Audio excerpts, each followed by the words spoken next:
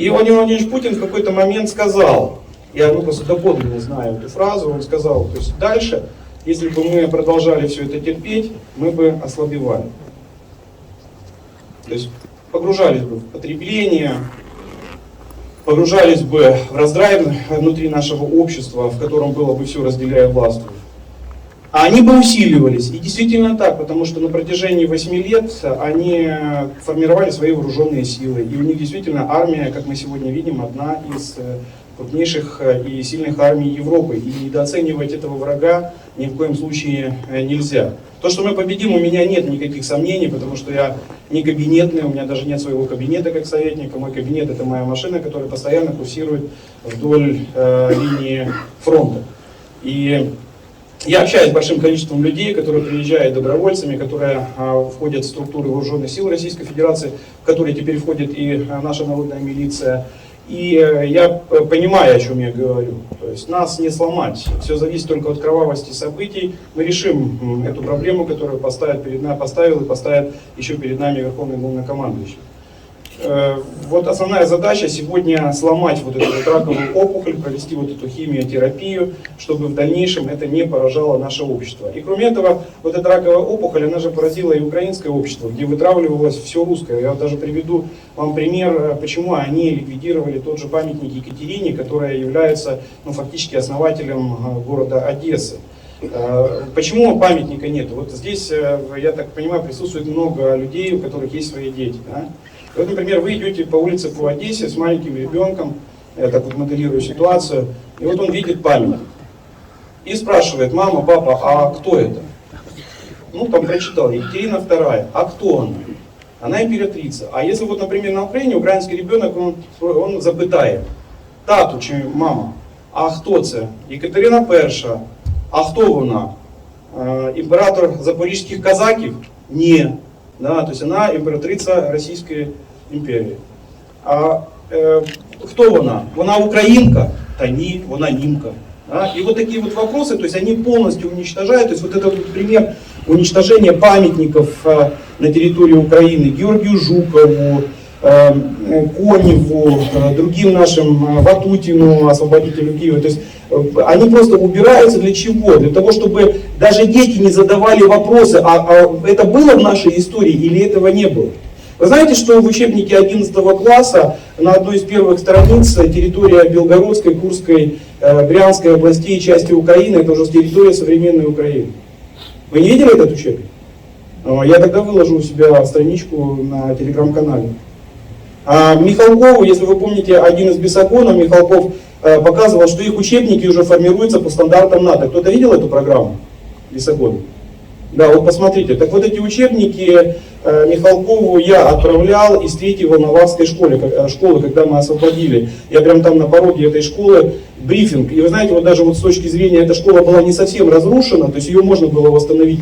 Но вот знаете, вот как вот некий Мордор, то есть вот некую вот такую вот страшную черную силу, эту школу все-таки стерли с лица земли. Я даже вот сам был удивлен, что я думал, что ее восстановят, а ее просто стерли с лица земли, потому что в ней находились вот такие вот учебники. А это учебник 11 класса, при том, что вы понимали, это учебник 19 года. Это не 13 года, а 19 года, где Россия уже была для детей школьного возраста, была уже врагом. А мы говорим, что это не наше. Как это не наше? Если Германия тоже, вы помните, 33-й, 36-й, даже 38-й год. Кто ожидал, что в 1939 году начнется Вторая мировая война? Ну, многие считали, да не, ну вы что, ерунду говорите. Даже Гитлеру давали возможность проводить Олимпийские игры. А в конечном итоге это стоило десятки миллионов жизней только нашей стране.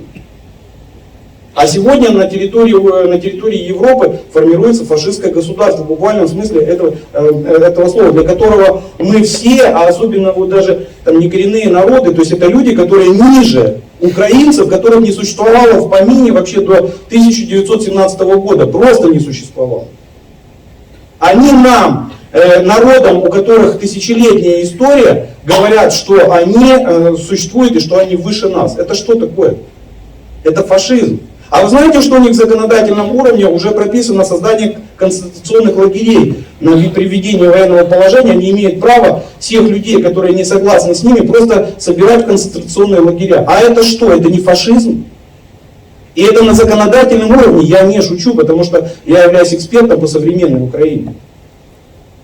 Вот с этой раковой опухолью мы все сегодня и боремся совместными усилиями. Я еще раз подчеркиваю, я очень благодарен тому, что меня вот Алексей пригласил на такого рода мероприятие, что я могу сказать слова благодарности от людей, которые проживают на Донецкой земле, которым сегодня помогает вся наша страна помогает нам одержать победу над вот этим современным фашизмом. И мы еще немножко к Азову вернемся.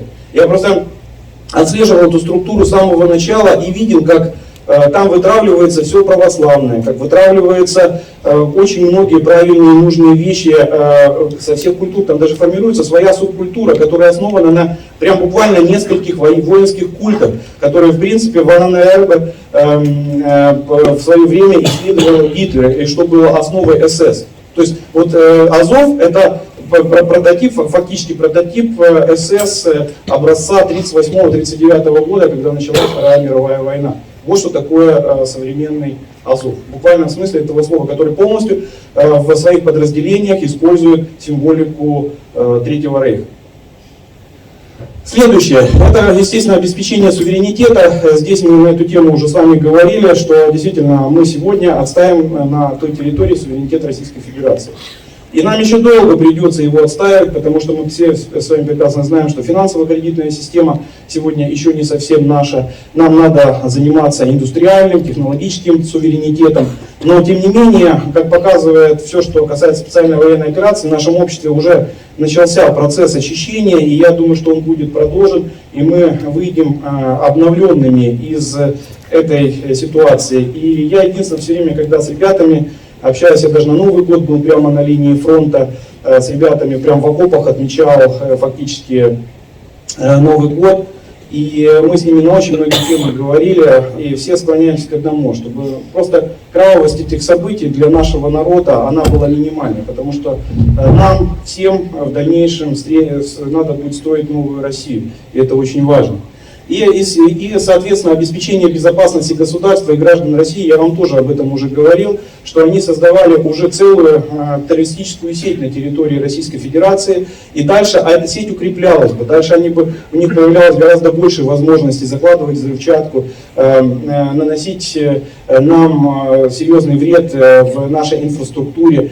И слава Богу, что в конечном итоге мы ввязались достаточно в этот сложный процесс, который сегодня очень сильно и серьезно необходим нашему государству. То есть обеспечение нашей безопасности на таком вот уровне. И сейчас выявляется очень много вот этих подпольных ячеек не только Украины, как правило, этим занимаются и те люди, которые были внедрены на протяжении последних 30 лет во все структуры нашей государственной власти, и потихонечку идет очищение. Идет очищение и в войсках, поэтому решений, которые правильные, принимается гораздо больше, потери гораздо меньше, если мы сравниваем с первой фазой специальной военной операции. То есть идет настройка, идет правильная настройка, и мы должны тоже принять в этом все активное участие. Особенно те, кто относится к средствам массовой информации, и тем, кто может доносить и разъяснять все это для людей. Сегодня это очень важно, потому что когнитивная информационная война идет. И важность этого процесса подчеркивает даже то, что впервые в МГУ, это вуз, который является законодателем образовательной среды, в том числе не только в России, но и на постсоветском пространстве, заработала первая группа по информационным войнам, по информационному противодействию. Я в этой группе читаю все, что касается экстремальной журналистики. И там был один парень, такой либеральный, достаточно с либеральными взглядами. И когда он такой момент: а давайте я вот поеду с вами, я хочу лично убедиться. Ну вот он съездил со мной, он побывал на Марьинке, он пообщался с людьми, пообщался в подразделении с отцом и сыном, которые вместе воюют для того, чтобы отстаивать суверенитет нашей Родины. Я тоже особо не скрываю, мне тяжело как отцу на эту тему говорить. У меня сын через полгода идет воевать офицером на территории специальной военной операции. Мой сын мне сказал следующие слова. Ну понимаете, да, то есть мы все люди, все не без греха. И у меня есть такая возможность, чтобы я его туда не отправлял. На что мне сын ответил? Он сказал: папа, если я туда не поеду, я себя буду чувствовать всегда в России мужчиной второго сорта. Это мне сказал мой сын. Я горжусь ним, я за него переживаю, но через какое-то время мы вдвоем там будем выполнять наш долг перед Родиной. Потому что эта Родина нас учила, эта Родина нас образовывала, эта Родина давала нам ту систему ценностей, благодаря которой, вот он даже воспитывался без меня очень долгие годы, когда я был в плену, но тем не менее он для себя принял такое решение. И я горжусь своим ребенком. Вот. И когда вот он пообщался, вот этот студент пообщался с папой и сыном, которые, а сын тоже студент, такой же, как и он пообщался, и он приехал оттуда совершенно другим человеком. Вот просто другим. То есть это патриот, это теперь настоящий патриот нашей Родины. То есть там в этом горниле очень много топится, и поверьте мне, очень много вот этого шлака, который наслаивался на наше общество в течение долгого времени, этот шлак, знаете, вот как от металла отделяется все ненужное, точно так же будет отделяться все ненужное и в нашем обществе. Следующий слайд у нас. И вот здесь я как раз хотел бы привести пример вам тех высказываний, на основании которых и сформировалась целая программа по развалу нашего государства. Почему этой проблематикой занимался Збигнев Бзежинский?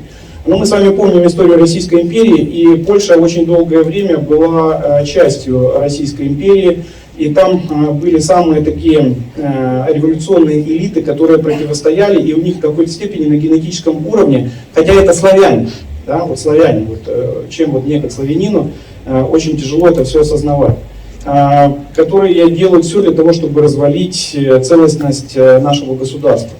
И почему я очень серьезно отношусь вот именно к этой креатуре, то есть именно к Збигневу Бзежинскому. Он славянин, он понимал код славянства. И поэтому он прекрасно понимал роль Украины в составе, то есть в составной части нашего общего русского мира и русского организма. И вот он писал: Россия — это побежденная держава, она проиграла титаническую борьбу, и говорить, что это была не Россия, а Советский Союз, значит бежать от реальности. Это была Россия, названная Советским Союзом. Она бросила вызов США, она была побеждена. Сейчас не надо подпитывать иллюзии о великодержавности России. Нужно отбить охоту такому образу мыслей. Россия будет раздробленной и под опекой. И мы эти слова еще увидим сегодня еще в высказывании одного уже современного генерала. Он о чем говорит? Что не важно, как будет называться наше государство. Вот не важно, как оно будет называться. Да? Важно, что его не должно существовать. Вот это вот основная идея вот этой фразы. И наше государство, даже в дальнейшем вы поймете, то есть Бен Ходжес, это командующий силами НАТО в Европе, он очень много, как раз вот в продолжении вот этих высказываний, очень много сказал слов, к которым надо прислушиваться. Далее. Украина для нас — это форпост Запада. Новый мировой порядок при гегемонии США создается против России, за счет России и на обломках России. Эта фраза ни о чем не говорит. Знаете, мы Украине продавали газ, у Украины закупали до 80% всего высокотехнологичного оборудования. То есть фактически содержали Украину.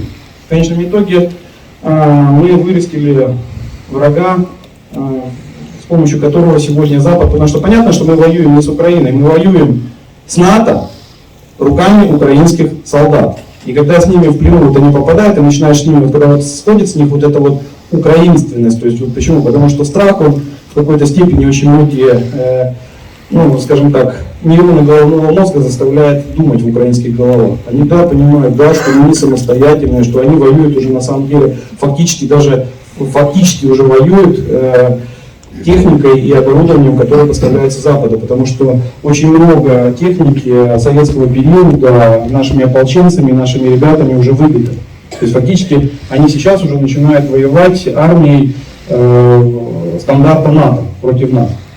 И они это прекрасно понимают и все время этим даже восхищаются, если вы посмотрите паблики в Ютубе и так далее.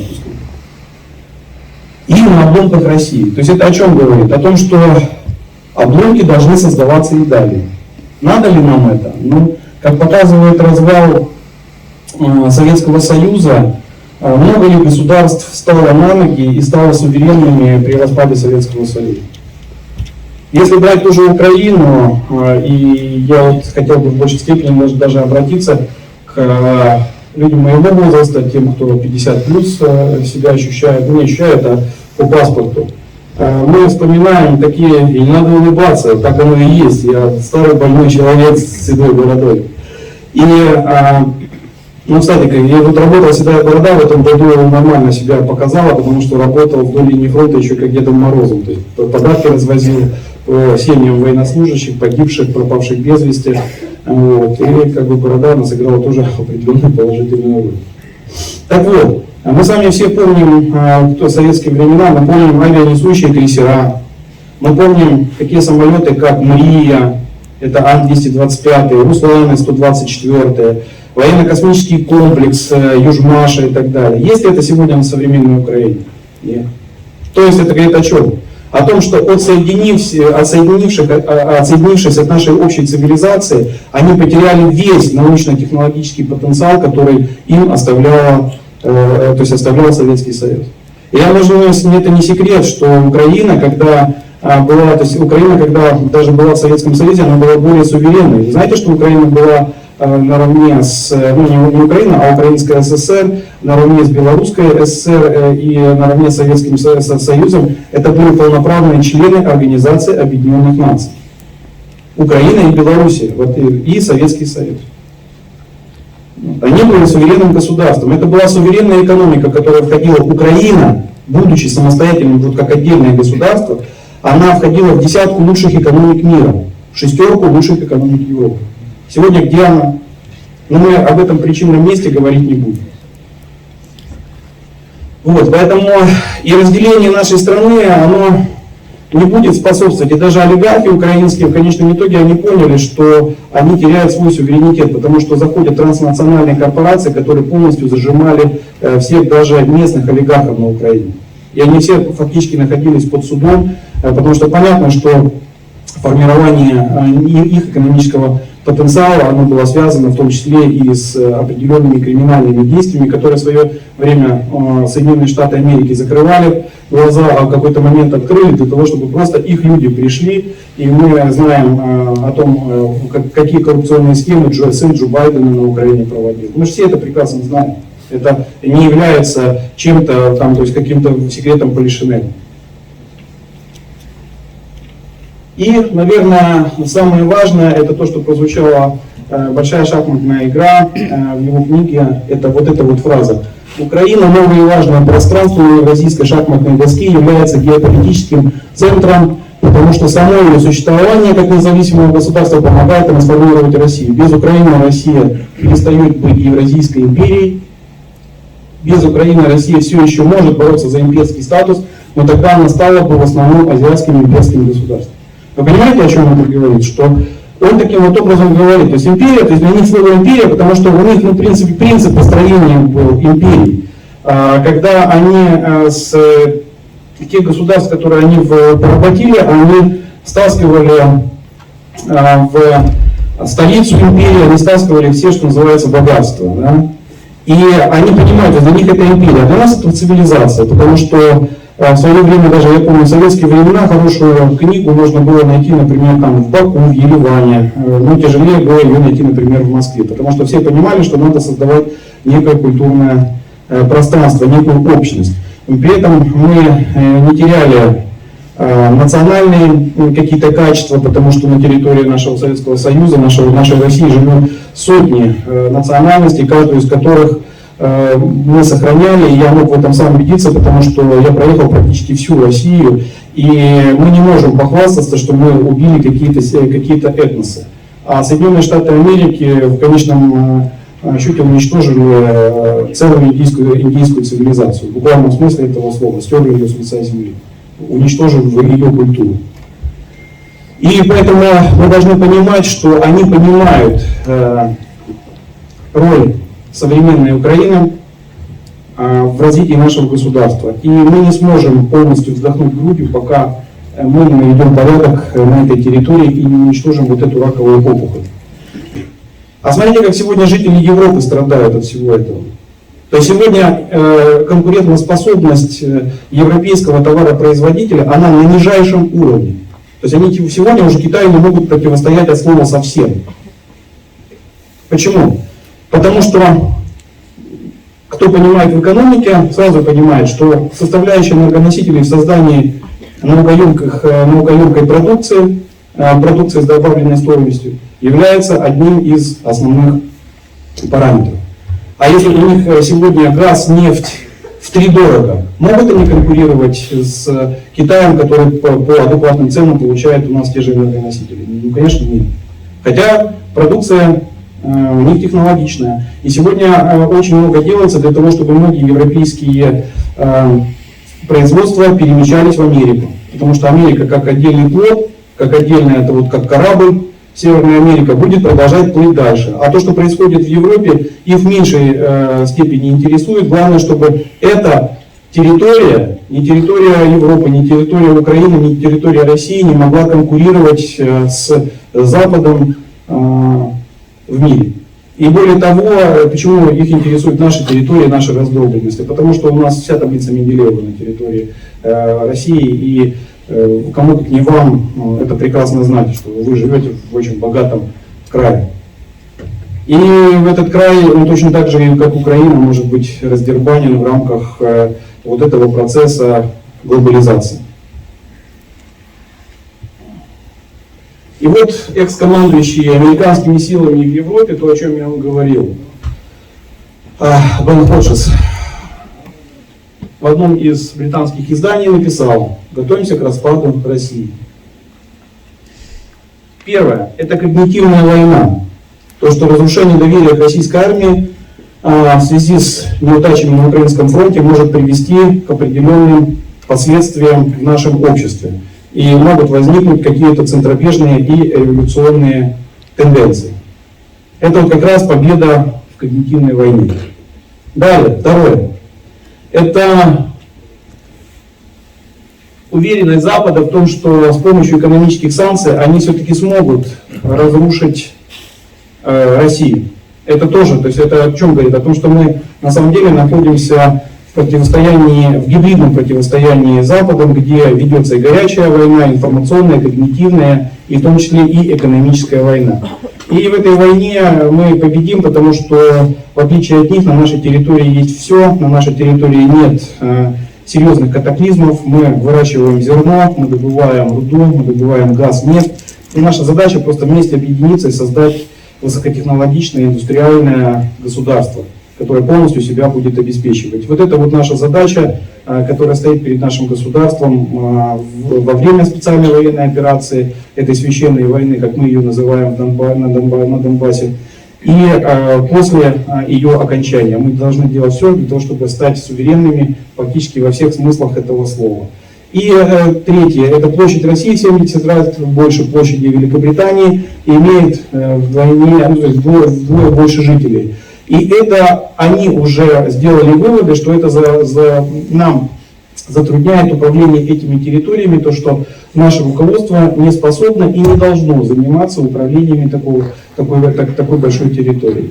И они уже на Западе недавно провели очень серьезный форум в Соединенных Штатах Америки, в том числе и Бен Ходжес принимал в нем участие, где прозвучала фраза о том, что Россия должна быть разбита на 17 суверенных, как они говорят, таких недогосударств, которым сегодня является и Украина. На 17. То есть они уже даже определили следующую территориальную, то есть территориальные границы будущих государств, которые находятся на территории Российской Федерации. То есть за нас уже решают. То есть они за нас уже решают. И еще одно высказывание Бен Ходжеса, которое я хотел бы обратить ваше внимание, вы найдете его тоже в интернете, и хотел бы, чтобы вы к этой личности, вы как представители информационного пула, серьезно относились.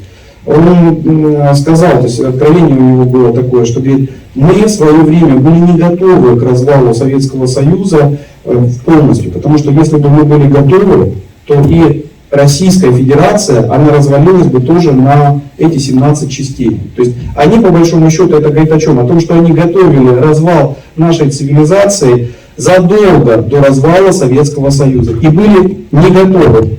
Да, и были не готовы к тому, что эти процессы пошли даже по более ускоренному сценарию, чем они это предполагали. Потому что Запад считает себя очень технологичным, и у них все должно быть разбито на определенные этапы. И вот на эти этапы они шли по другим временным рамкам. И он сам говорит, мы были не готовы к тому, что Россия развалится. А Россия, в данном случае, они понимали, Советский Союз. Это то, что Збигнев Дзержинский говорил. Неважно, как называется территория. Россия, Советский Союз, Российская империя, Российская Федерация. Важно, чтобы ее просто не существовало. Вот это все мы должны с вами четко понимать.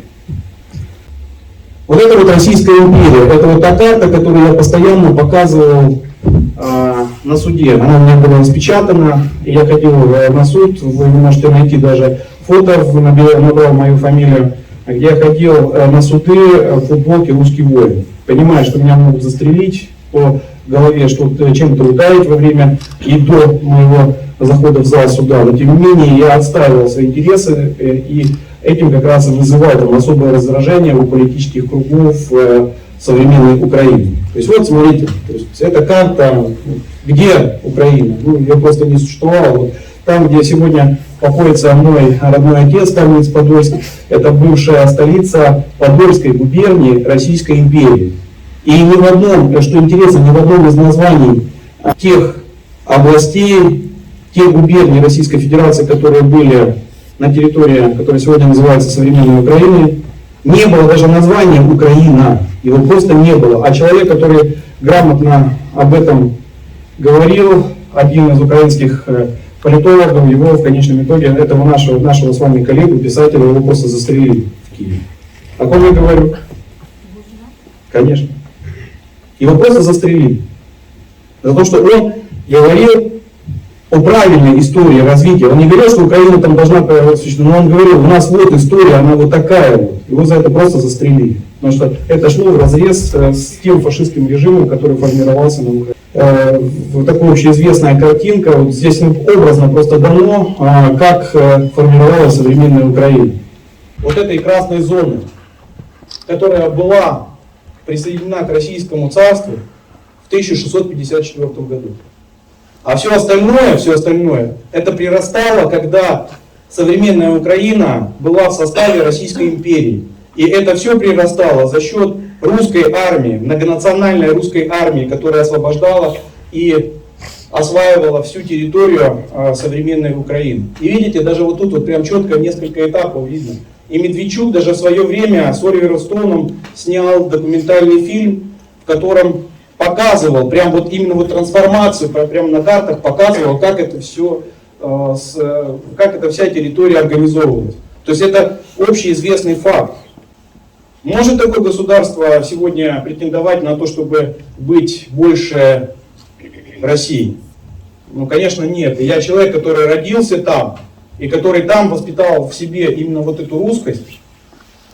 Потому что эта территория в Одессе было вообще правилом дурного тона разговаривать на украинском языке. Не потому, что украинский язык не имеет права на существование, просто потому что Одесса это такая южная культурная столица русского мира. Она всегда была и, надеюсь, и останется ней. Но на этот вопрос я уже много раз отвечал в ходе сегодняшнего выступления. Я много раз уже отвечал, велась ли против нас ментальная когнитивная война.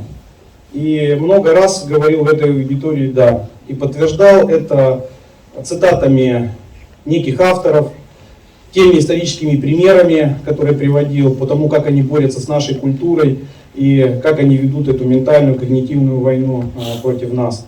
Полностью нас обесчеловечат. То есть они всех нас называют орками. Мы их даже называем украинцами, но я хочу сказать, что многие те, кто 8 лет прошли вот это вот горнило, вот этого конфликта с вооруженными формированиями Украины, они на безусловном уровне называют их фашистами и немцами. И сколько бы раз я не повторял, например, Сому, который трижды вызывал огонь на себя на Саур-могиле.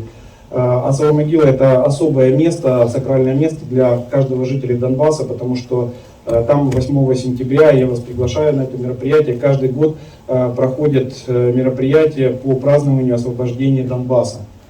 И вот они даже разрушили полностью этот мемориальный комплекс. То есть вот я даже проводил такую аллегорию, что солдаты, памятник, да, солдаты в металле, они стояли вместе с нашими ополченцами в 2014 году. И был очень интересный момент. Меня вызывает определенные эмоции, потому что я горжусь теми людьми, которые тогда стояли на совой могиле. Их стояло не больше 30 человек. Против них противостояла группировка, в которую входило только бронетехники, больше 400 единиц. И когда в строю осталось 6 человек, 18 было ранено, определенное количество убито, командир группы «Медведь», афганец, орденоносец, будучи солдатом, получивший орден боевого красного знамени. Те, кто моего возраста и старше меня, знают, что такое солдату получить в Афганистане орден боевого красного знамени. Это фактически, как для офицера, герой Советского Союза. То есть это величайшая награда для солдат. Он стал на нашу сторону, возглавил группу.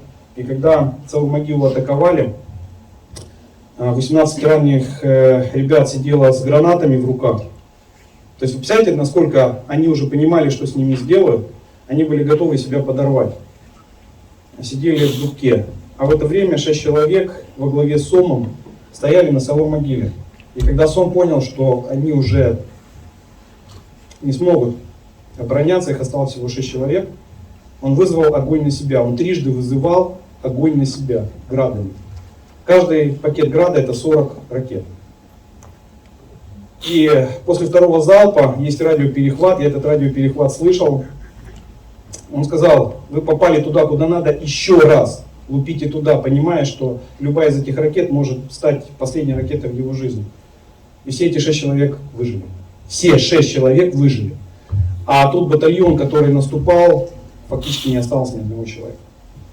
Это тоже мне о многом говорит. И там не было ни одного военного. Там были ребята, которые до этого служили, но там были шахтеры, водители, учителя, сантехники, электрики, токари. Они все как один стали на защиту своего права говорить просто на русском языке.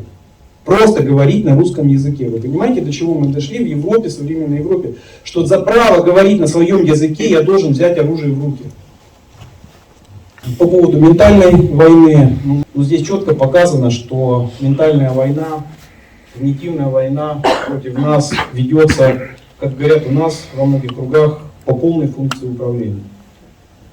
И вот как раз вот эти все приоритеты, на которых ведется вот эта гибридная война, то есть мы говорим, что она идет информационная, экономическая и так далее, то есть, которые используют современный Запад для борьбы с нами. Это и военный, это изменение нас на уровне генетики, это изменение экономики, то есть это борьба на уровне экономики, на технологическом, идеологическом уровне, на алгоритмическом уровне, это исторический уровень, то, о чем я говорю, что они переписывают учебники истории, у них действительно школьники думают, что часть современной Украины — это территория Украины. То есть территория России — это территория современной Украины. Они реально об этом думают. И, естественно, это мировоззренческий, методологический уровень, это тот уровень, на который мы должны подняться, потому что это тот уровень, который может позволить нам одержать самую большую победу за право быть суверенным. И у нас у каждого есть выбор. И как показывает наше общество, и наше развитие нашего государства показывает, что у нас действительно есть выбор, в отличие от украинцев, потому что там за сказанные слова в противовес украинской политике может вызвать тому, что ты выйдешь с политического ток-шоу, тебя просто убьют или забьют камнями, буквально в смысле этого слова. То есть там сказать что-то против нельзя, а у нас это можно. И у нас очень многие выражают, и я считаю, что очень либеральное у нас отношение к этим людям, которые выросли в России, которые сегодня поносят Россию в связи с определенными событиями, которые сегодня в России происходят. Да, там у нас есть какие-то показательные меры там, и так далее, но это не носит такой характер, как это носит на Украине, где буквально за одно слово, за один пост можно загреметь. И что интересно, что если у нас это показательно 1-2 человека, там десяток может оказаться в тюрьме, то там это сотни и тысячи людей, которые даже сегодня находятся в тюрьмах, или которые просто пропали в без вести и были разобраны на органы и проданы в те же Соединенные Штаты Америки. В буквальном смысле этого слова. То есть они политзаключенных, во многом, особенно мариупольских, это и доподлинно известно, что сейчас ведутся суды, не суды, а следствия по этому вопросу. Они просто убивали этих людей и продавали на органы. И вот мы с вами видим, то есть можно оставить это все в виртуальном пространстве, а можно все-таки вникать.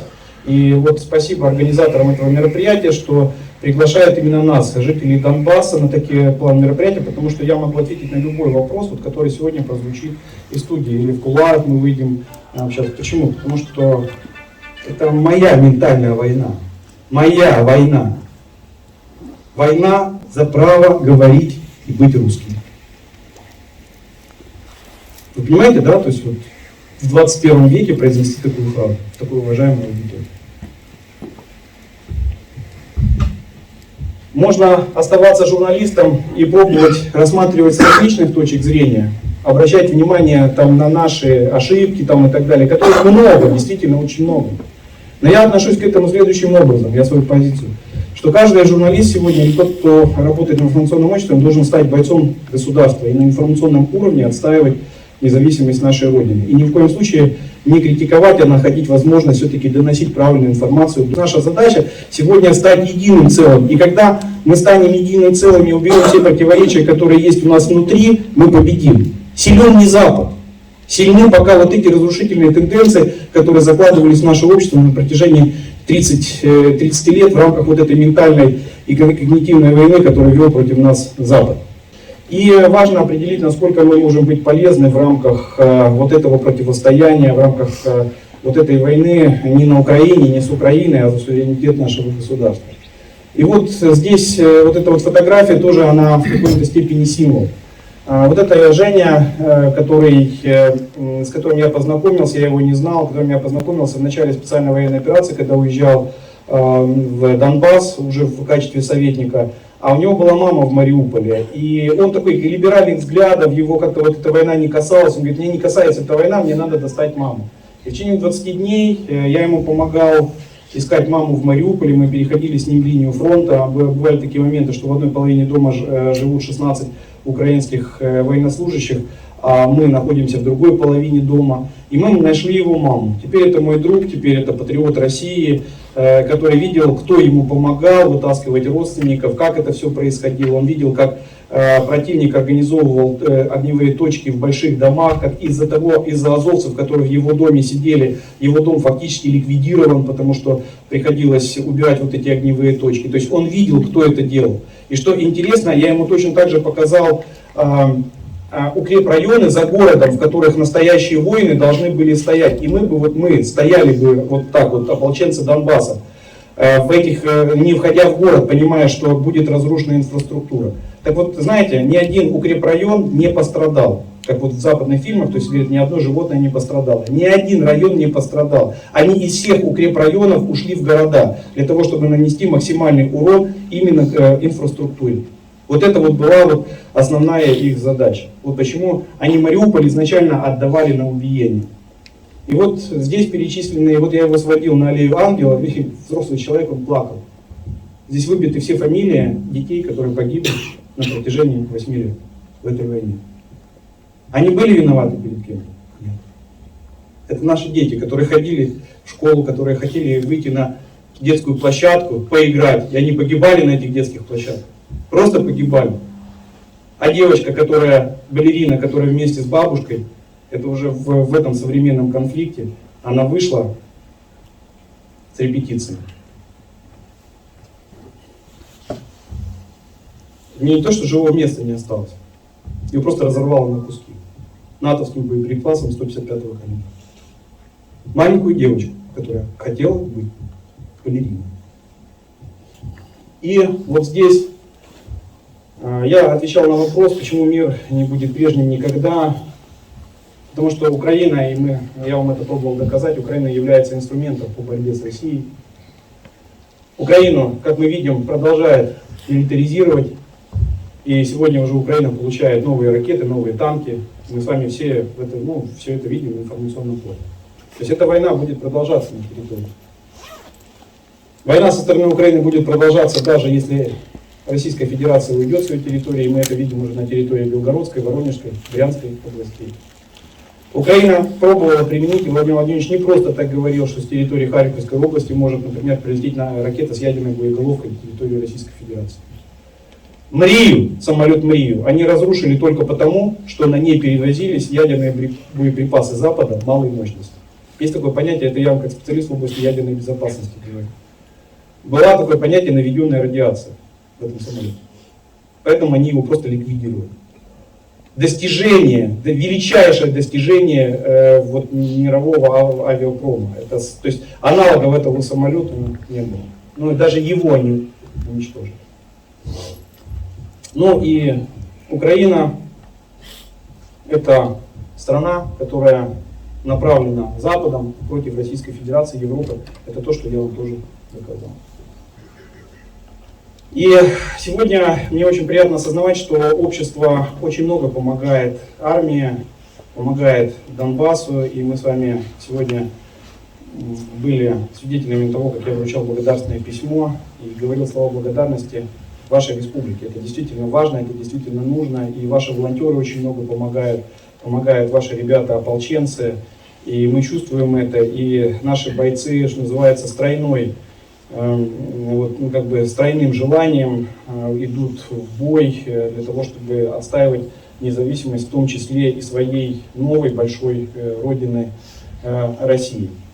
И здесь вот такие вот примеры, вот это вот пример помощи, которую оказываю я и оказывает дочка моего друга, легендарного командира Водяного Сергея Аграновича из города Константиновки, который ушел на войну, будучи главным инженером водоканала. Поэтому у него был позывной Водяной. За время 8 лет войны он стал легендой. Он не дошел до своего города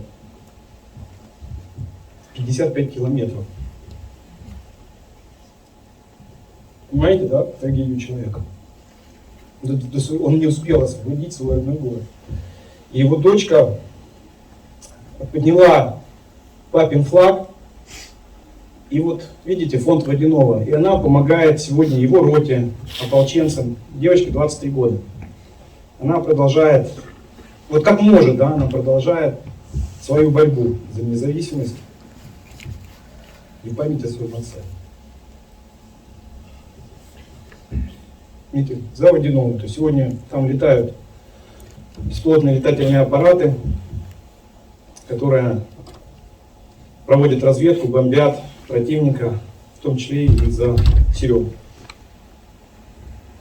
И в России есть много примеров увековечения памяти уже наших героев. Вот это вот панно открыто в Воронеже. И на месте этого панно будет большой граффити прямо возле военного училища авиационного в Воронеже. В память о Сергее, о том, что он был русским воином, бойцом нашей русской армии, который на протяжении 8 лет себя и причислял. Он не говорил, что я там боец ДНР, я боец России, большой России. Эти слова он мне говорил за 3 дня до своей смерти.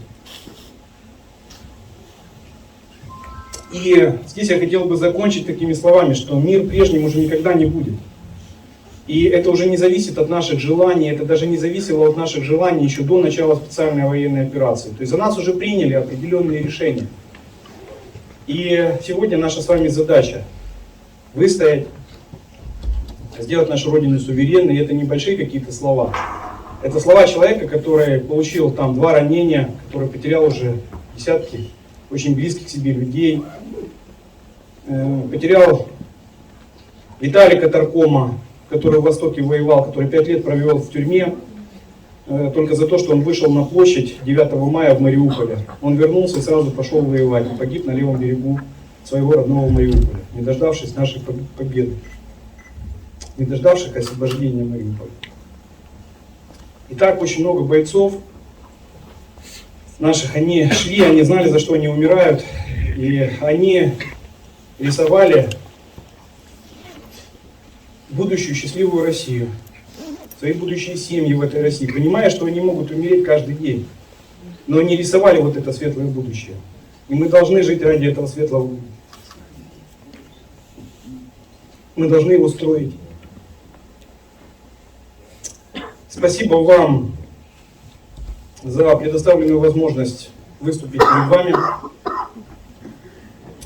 Удачи вам всем, правильного позиционирования, правильного понимания. Извините, если я был иногда слишком эмоционален, но эта война, она идет, она вот здесь внутри, она продолжается.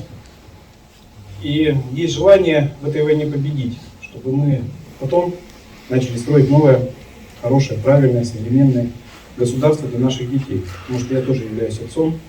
И я хочу, чтобы мои дети выжили в этой войне, чтобы мы вместе с ними увидели вот этих ласточек в мирном небе, вместе воспитывали моих внуков.